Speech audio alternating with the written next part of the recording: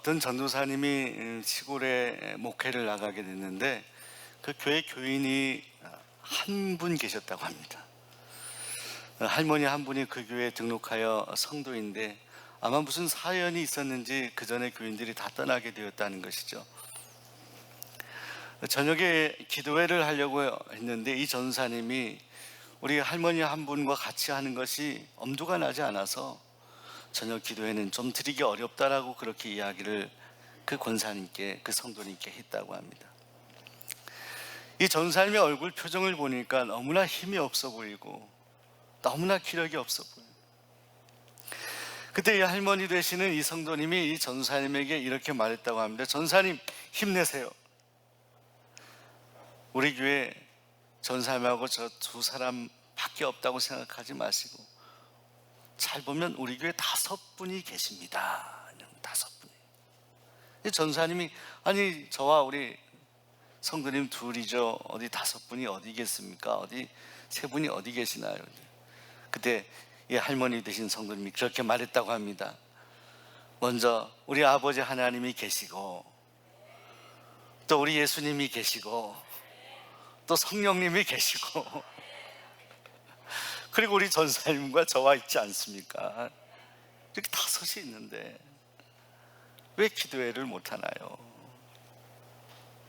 제가 금요집회 때 제가 처음 목회 나갔던 우리 3분의 성도님들 이야기를 좀 나눴습니다만은, 여러분, 우리가 신앙생활하면서 우리 곁에 늘 주님이 함께 계시다는 것을 우리가 인정하고 고백하며 살아가는 것이 참으로 소중합니다.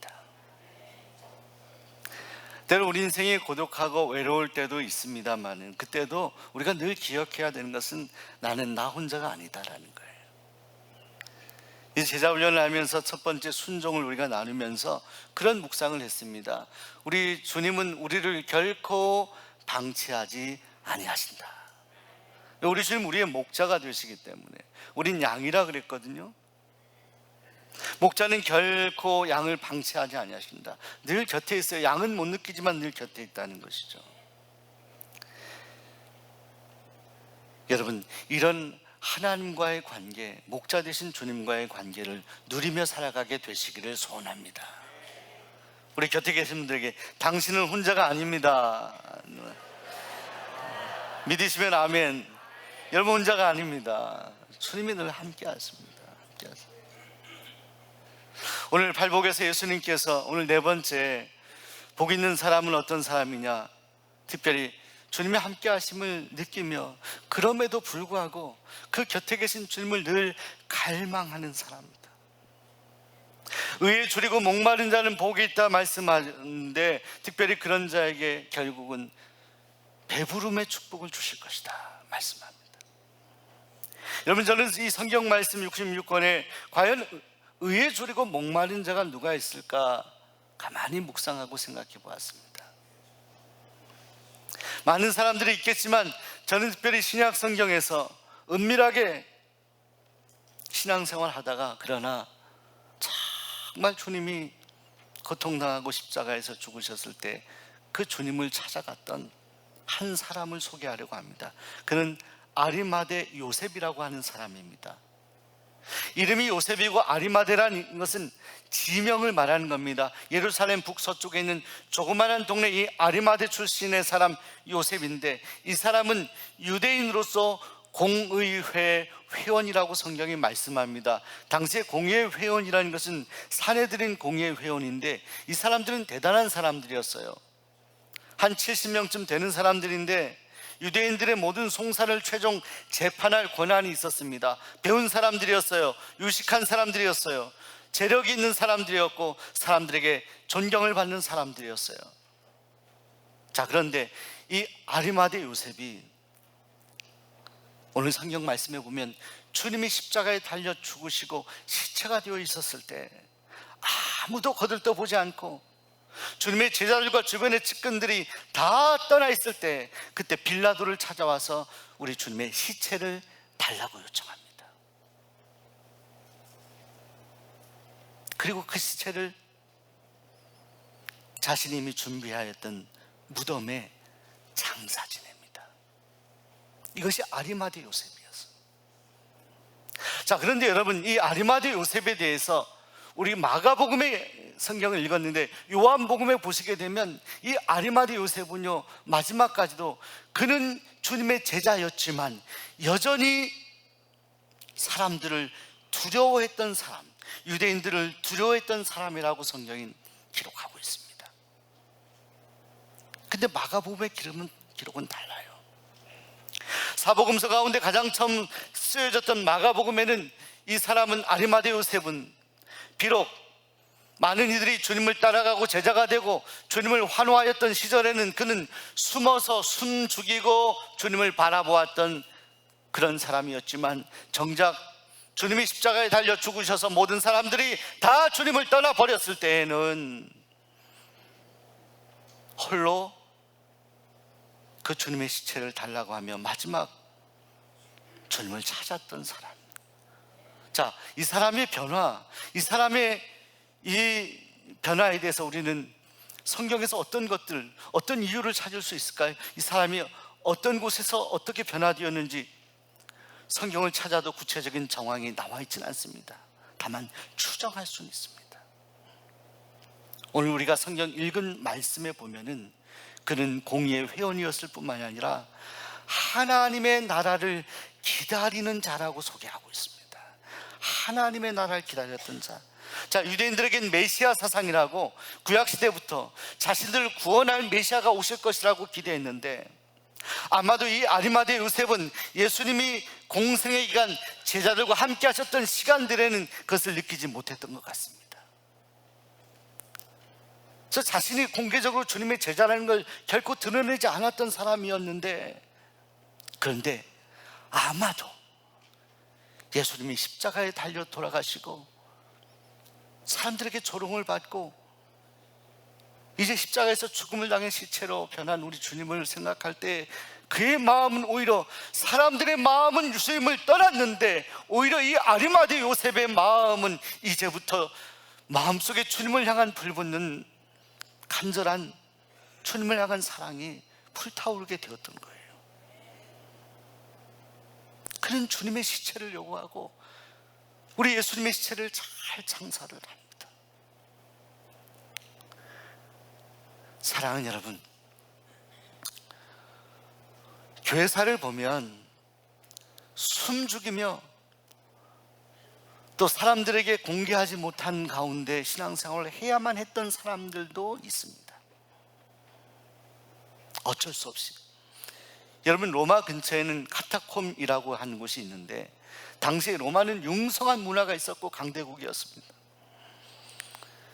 특별히 예수 믿는 사람들을 공개적으로 처형하고 죽이는 일을 했는데 짐승들을 데려다 놓고 원형 경기장 같은 데서 막 사자들 앞에 서게 하고 하지 않습니다. 그런데 그들은 순교하면서 주님을 부인하지 않았어요. 그런데 일단의 사람들, 일부의 사람들은 저 카타콤 지하에 숨어서 주님의 재림을 기다리며 신앙생활을 해나갔습니다. 높이가 2m고 폭이 1m여 되는 저곳, 이곳 길이가 무려 900km나 되고요, 그 좁은 공간에 예배실이 있고 저기에서 모든 것을 다 했어요. 300년 동안이나 저들은 후손들에게 저 카타콤 안에서의 믿음을 전수해가고 기도를 전수해 나가면서 주님을 갈망하고 주님을 소망하며 저들은 믿음을 지켜 살았어요.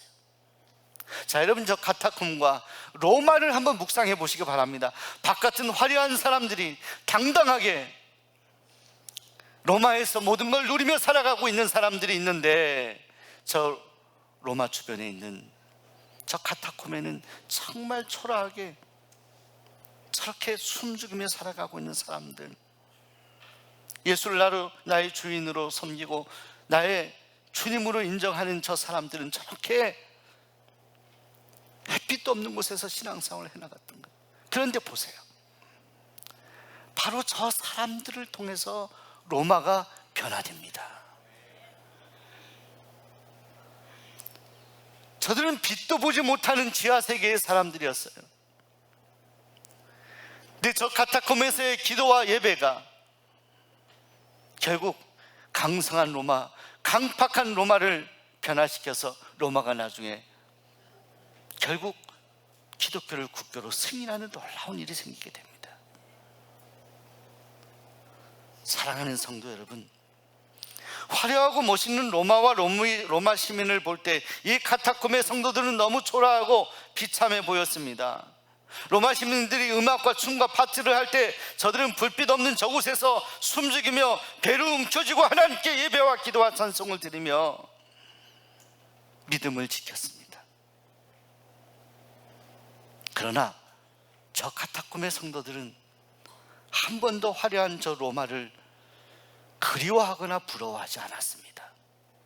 왠지 아십니까? 저들에게는 하나님의 나라가 있었기 때문에, 예수님이 있었기 때문입니다. 그들이야말로 진실로 의에 줄이고 목마른 사람들이었습니다. 밥으로 굶주린 자들이 아니라, 물이 없어서 갈증한 자들이 아니라 정말 예수님을 사모하며 예수님으로 인해 목마른 자들이었고 굶주린 자들이었습니다. 바로 그 사람이 아리마대 요셉이었고 저 카타콤의 성도들이었습니다. 사랑하는 성도 여러분, 오늘날 많은 사람들이 익명으로 예수를 믿고자 합니다. 달리 말하면 아리마대 요셉의 모습, 주님이 활동하실 때 아리마대 요셉의 모습, 예수님에게 은혜를 받았음에도 불구하고 그것을 드러내지 못하고 살아가는 많은 사람들이 있어요. 오늘 우리의 모습은 어떻습니까?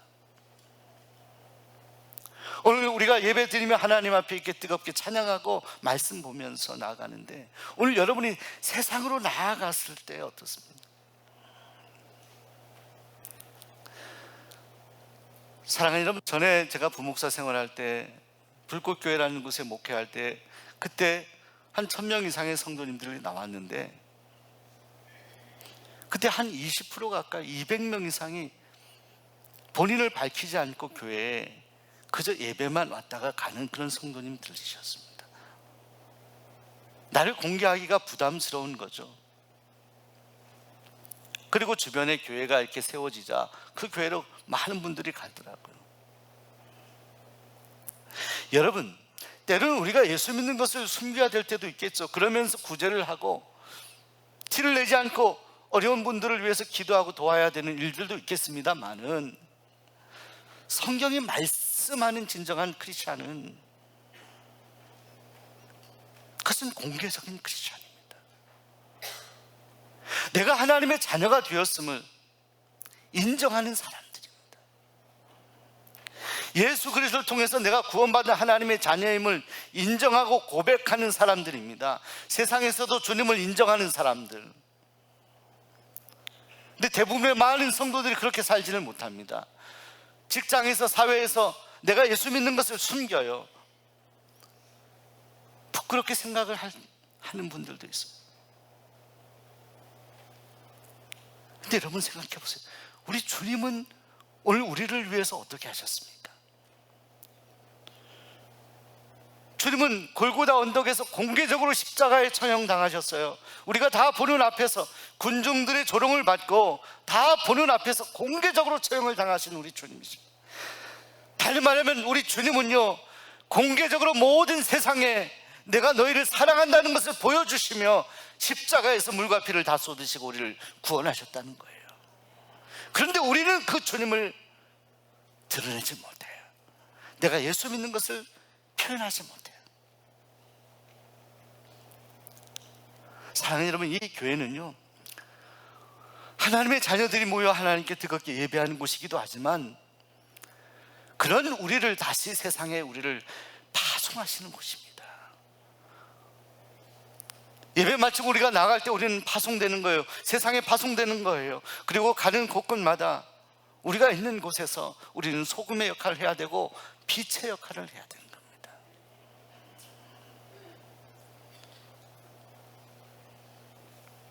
어렸을 때 정전이 되면 촛불 같은 것을 꺼내서 이렇게 비추지 않습니까, 여러분? 그걸 가리는 사람이 어디 있습니까? 빛을 비춰야죠. 주님이 우리에게 빛이 되셨고 우리를 구원의 빛으로 인도하셨어요. 우리 자체는 우리 안에 우리 성령께서 함께 하시면 우리는 빛이 되어야 되는 거예요. 우리가 가는 곳마다 나는 예수님의 자녀입니다. 당신도 주님의 자녀가 되길 원합니다.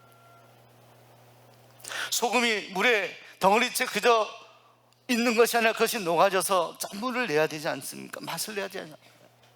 세상에 나가서 여러분들이 있는 곳에서 섬기며 복음을 전하며 선한 일을 하며 짠맛을 내야 되는 거죠. 공개적인 크리스천. 의에 줄이고 목마른 자들은 주님을 인정하는 거예요. 주님은요, 우리에게 가장 원하시는 것이 우리가 많은 것을 봉사하고 섬기고 또 기도하고 하는 많은 것들을 요청하시기도 하지만 가장 중요한 것은 세상에서 우리가 예수님을 인정하는 거예요. 주님이 말씀하셨어요. 너희가 세상에서 나를 인정하면 나도 너희를 인정하겠다는 거예요. 우리가 낳은 부모님을 부끄러워하는 자녀가 있습니까? 이유가 어찌 됐든지 나를 낳아주셔서 키워주신 부모님을 자랑해야 하잖아요. 고마워해야 하잖아요. 근데 우리는 죄악 가운데 죽을 수밖에 없는 심판 아래에 놓일 수밖에 없는 존재인데 우리를 거기서 꺼내주신 그 하나님의 은혜에 감사하며 그 주님을 우리가 살아가는 세상에서도 드러내고 공개적으로 주님을 인정해야 되는데 그렇지 못한 인생들이 많아요.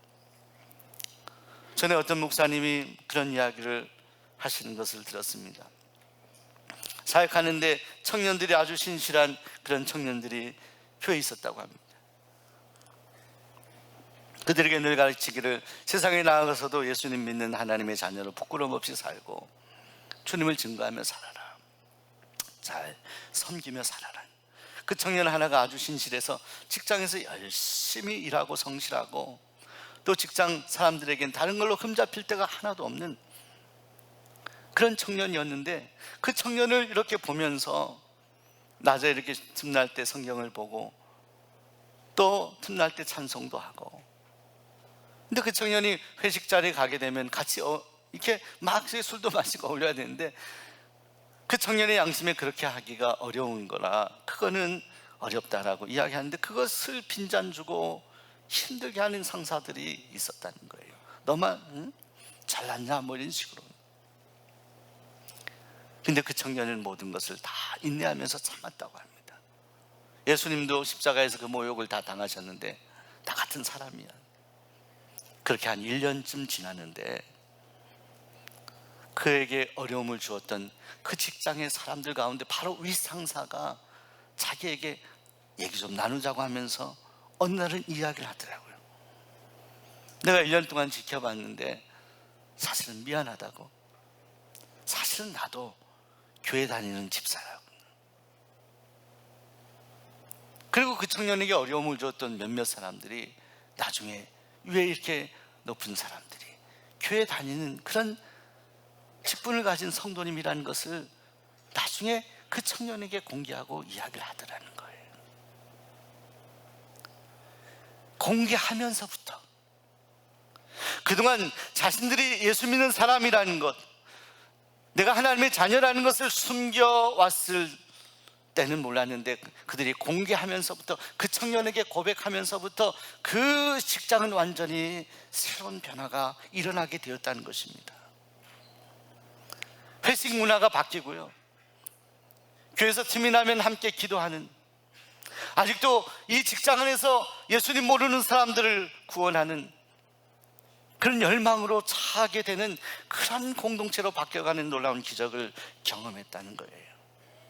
이 한 청년의 변화, 이 한 청년의 공개적인 선언, 그리고 그 청년을 보면서 사람들이 그렇게 그 청년을 인정하고 내가 예수 믿는 사람임 인정하면서부터 그 공동체가 새롭게 변화되었다는 것입니다. 사랑하는 여러분, 사도 바울은 로마서 10장 10절에 이렇게 고백하였습니다. 사람이 마음으로 믿어 의에 이르고 입으로 시인하여 구원에 이르는지라. 여러분, 마음으로 여러분 주님을 믿고 고백하시기 바랍니다. 그러나 거기까지 충분하지 않아요. 입으로 시인하여 구원합니다. 주님은 인정해야 돼요. 아무리 힘들고 어려운 상황에서도 내가 하나님의 자녀인 것을 인정해야 돼요. 세상에서 인정해야 돼요. 나를 핍박하는 사람 앞에서도 내가 하나님의 자녀인 것을 인정해야 돼요. 이것이 순교신앙이에요. 이것이 증인된 삶이라는 거예요. 그래야 내가 살아요. 그래야 내가 속한 공동체가 살아요. 그걸 감추면 안 돼요. 우리 주님이 우리를 위해서 하신 그 은혜를 생각하면 우리는 그걸 감춰서는 안 돼요. 줄리어스 시저가 잉글랜드를 침략할 때 많은 배를 동원해서 군사를 싣고 다리를 건너는데, 그 배를 타가지고 상륙해가지고 그곳에 군사들을 이렇게 뿌리기 전에 자신들이 타고 왔던 배를 다 불살라버렸다고 합니다.